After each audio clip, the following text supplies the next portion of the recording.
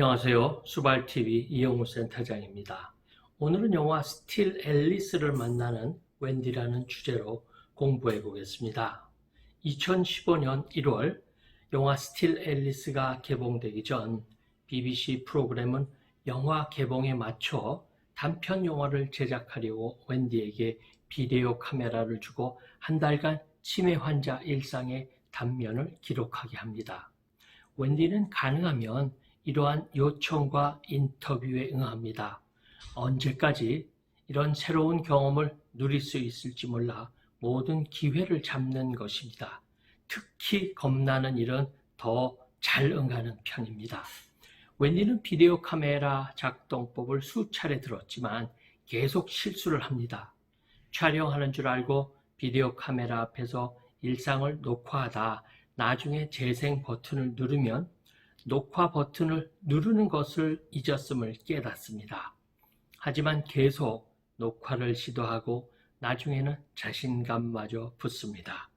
웬디는 자신의 일상과 함께 자신의 모든 것을 비디오 카메라에 담습니다.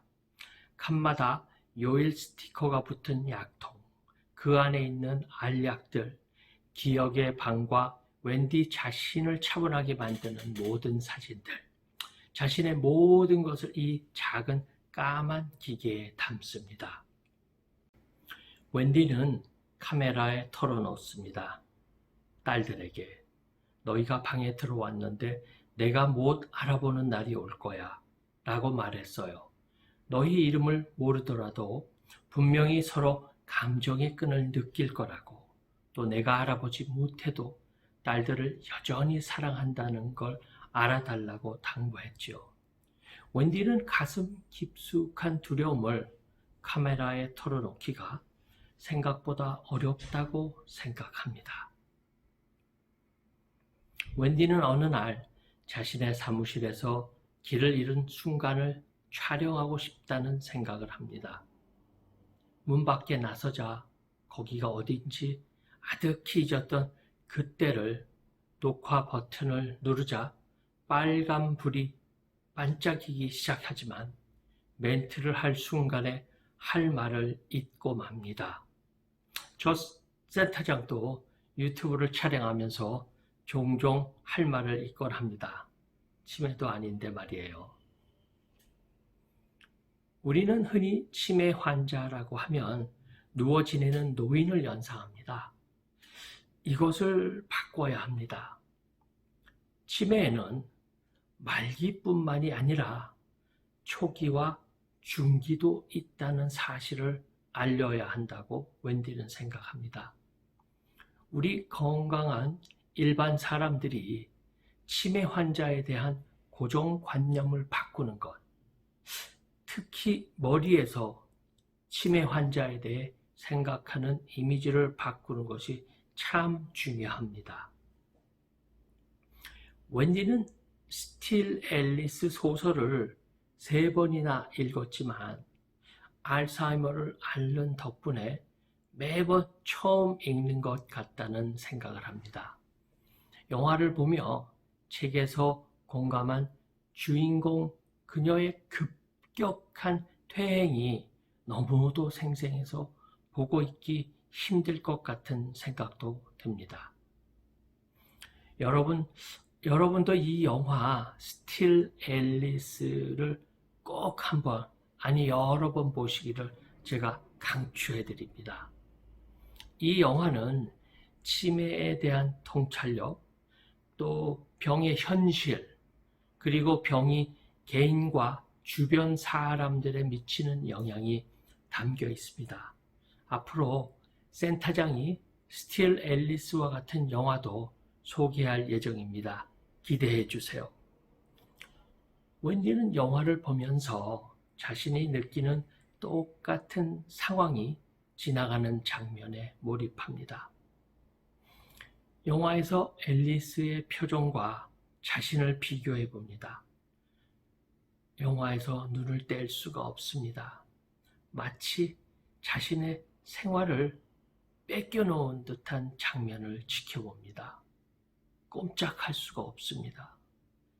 영화에서 앨리스는 경계를 넘어 다른 인물이 될 경우 삶을 영위할 방법을 기록해 서류철에 복원해 놓습니다.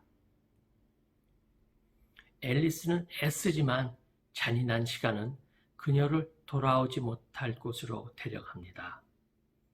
잠시 후 앨리스의 치매가 약화되고 앨리스는 작은 딸을 몰라봅니다. 웬디는 전에 이런 장면에 대해 읽은 적이 있다고 생각합니다. 전에는 이 애달픈 상황이 잘 상상되지 않았지만 이제 영화를 통해서 눈앞에서 그 아픔이 펼쳐집니다. 앨리스는 영화에서 딸을 똑바로 보지만 제대로 보지 않습니다.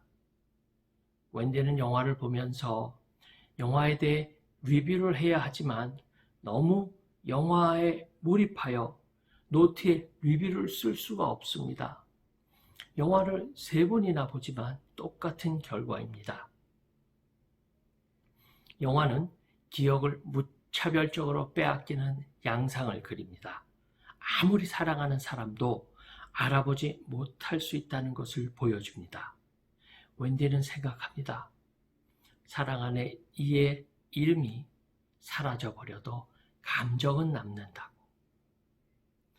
소중한 것을 잃어버린 기억이 누구나 있을 것입니다. 너무 속상한 경험일 것입니다. 알츠하이머 환자들은 매일 이러한 경험을 합니다.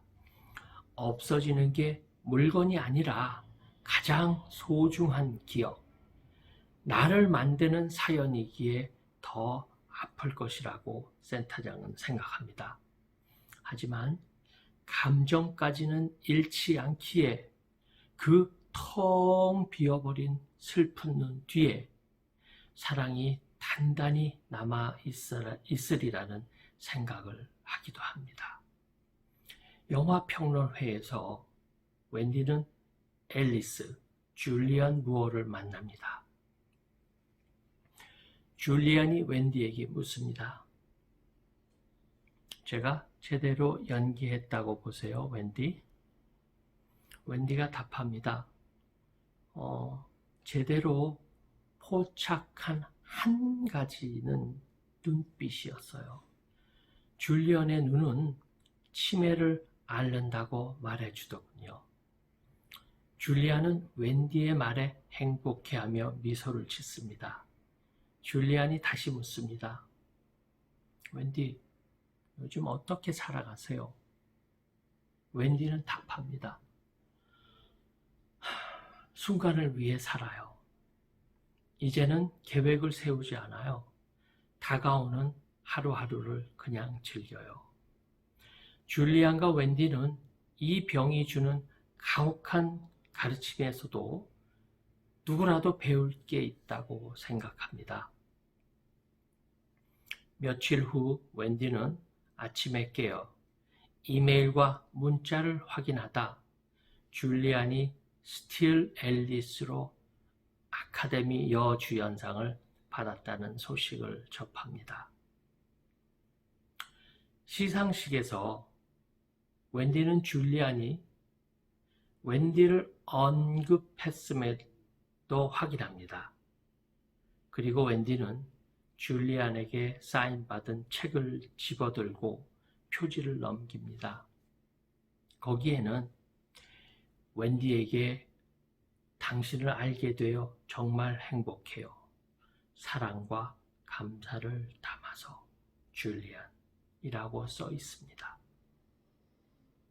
2개월 후 웬디는 런던 BBC 방송국에서 그동안 찍었던 다큐멘터리 영화 시사회에 참석합니다. 웬디 이외에 다른 몇 명의 치매 환자들도 시사회에 참석했습니다. 키스라는 치매 환자의 비디오가 나옵니다. 그가 달이라는 단어를 치매의 어느 단계에서 기억하지 못하는 장면이 나옵니다. 하지만 어느 누구에게도 이건 중요하지 않습니다.